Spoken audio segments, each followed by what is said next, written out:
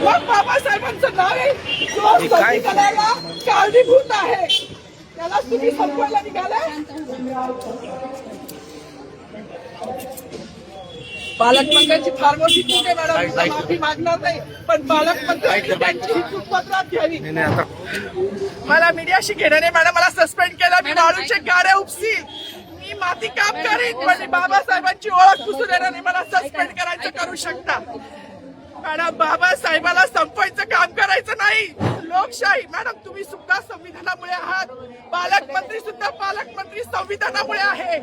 कोणताही जाती भेद नाही, सगळी समानता त्यांनी दिली आहे. मग बाबासाहेबांचं नाव आहे जो संविधानाला कारणीभूत आहे त्याला तुम्ही संपवायला निघालाय. पालकमंत्र्यांची फार मोठी चूक आहे मॅडम, माफी मागणार नाही, पण पालकमंत्र्यांची त्यांची ही चूक पत्रात घ्यावी. आता राहू दे, जसं आहे तसंच राहू दे.